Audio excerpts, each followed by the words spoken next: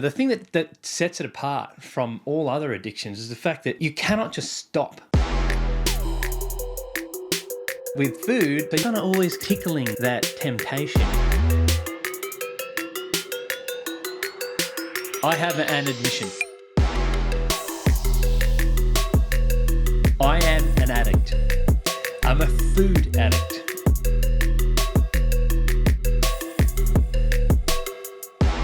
Addicted to food from when I was 5 years old. Mum and dad, they just wanted to give me everything that I wanted as a kid, and all that I wanted was lots of sugar and lollies and all the yummy stuff.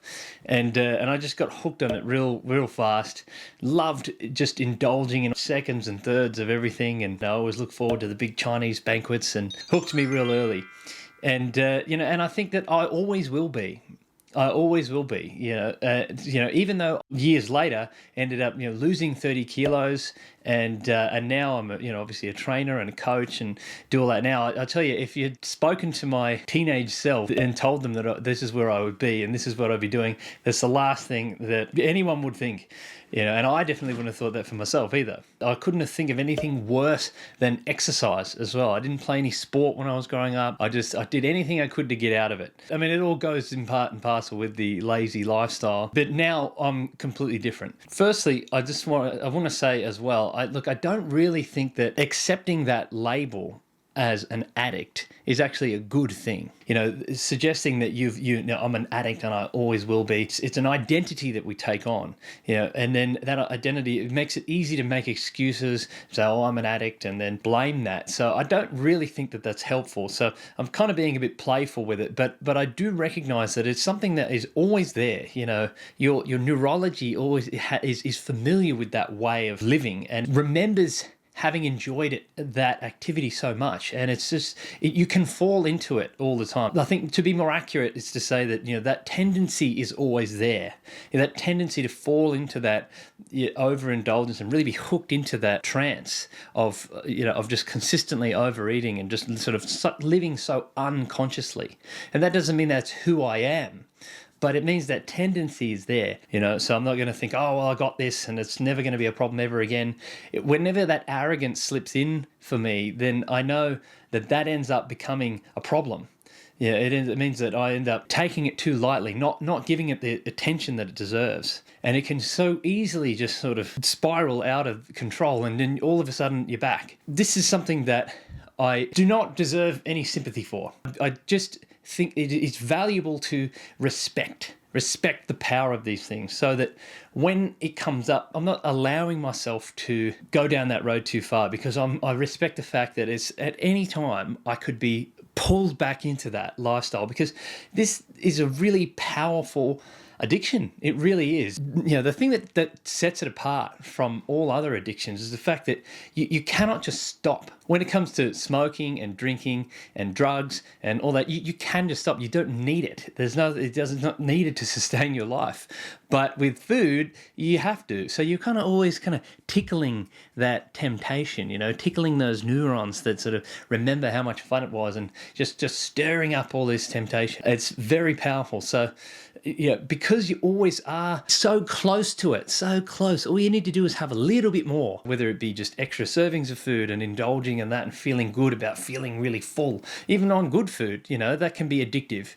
And then obviously on all the bad food, and you're just never going to be able to get completely away from all sugar and all of those things. And it's so close. A lot of foods are so close to that, to the good stuff a lot of times. It's a little bit sweet, and it reminds you of that. We have to become, functional addicts, becoming functionally aware and really evolved in our consciousness in how we approach food and how we live with food and live with all this temptation. It really takes a personal evolution to really be on top of this. One that respects the power of it and respects how hard it is, but then how powerful that you can be when you stay in the game, you stay committed to it and committed to yourself and living your best life and living in your most powerful, most strongest, leanest, healthiest body. That's what I want more from my life, more than just momentary pleasure, momentary indulgence. And that's what I constantly have to remind myself of. If you're feeling that way at all, if you're feeling anything similar to that addiction is there, and I think the most powerful thing we can do is accept it.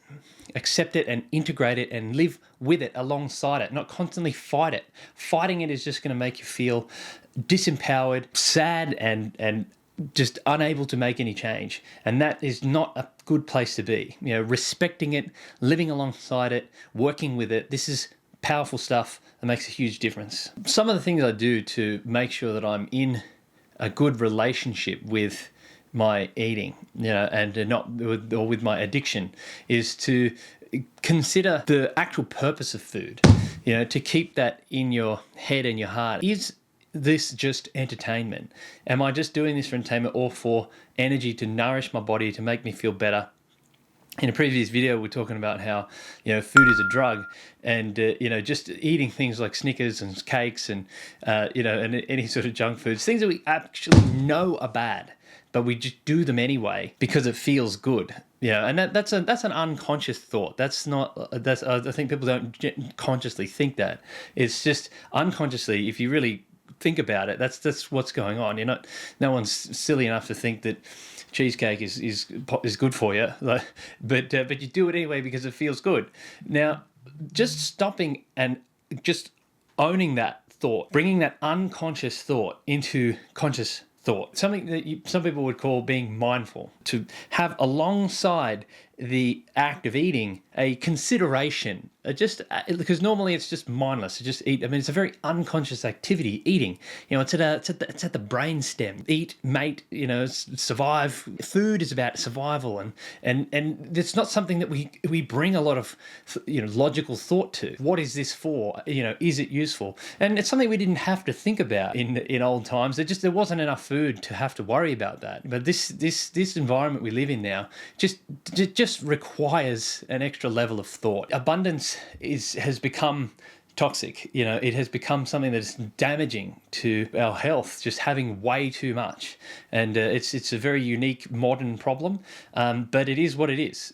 So this is the world we live in, and this is we have to bring just an extra level of consciousness and attention to our consumption. It's annoying. It's the worst. It sucks, but it is what it is. What can you do?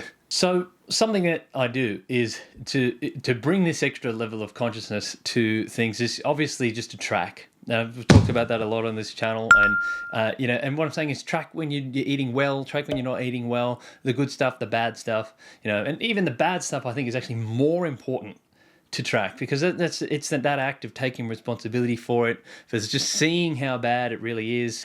So I think that is just truly is the foundation. You need a level of consciousness that you bring to what you're doing, and it's so difficult to do that without having some practice in your life that calls attention to what you're doing, that you have that extra level of attention that you're bringing to it. The practice of tracking it's not to get the numbers. It's not so you have the accurate science and you got the maths right. The point of it is to cultivate the habit of bringing attention and ownership to your food choices. That's the point of it. So when people go, oh, well, I knew that I was going to be over anyway, so I didn't track it. That's missing the point. The point of it is to track, just to cultivate awareness and consciousness in your food choices. That's it. That's the point of it. The point of it is to track, for better or worse, so that you can be conscious, because you can't make a different choice if you're not conscious of the choice that you're currently making. So another thing is just to have that better relationship with movement, having that connection to your body, having that extra fitness and energy that it gives you. It's giving you that sense of strength and resilience in that body. It makes you love your body when you use it more. There's a very complex relationship there that we build at a deeper level by enjoying movement. So how motivated are you going to be to want to have your body be well functioning? We don't use it that much. Also, you get oxygen to all your tissues, and it helps your brain and your organs, and it stimulates your metabolism, and it just does a whole bunch of other stuff that inevitably burns calories in the end. When you've got a stronger metabolism, you've got more muscle mass that requires energy to be used. There's all these sort of second, third, and fourth order effects that exercise does for you psychologically and physically that help you lose weight. But that's not the point of it. It's not this many calories equals this much weight loss. It's a poor way to think of it. It just doesn't doesn't translate very well. So it's just, we want a healthy relationship with exercise that is just one way we enjoy using our body. So do what you enjoy. Just forget about what everyone says.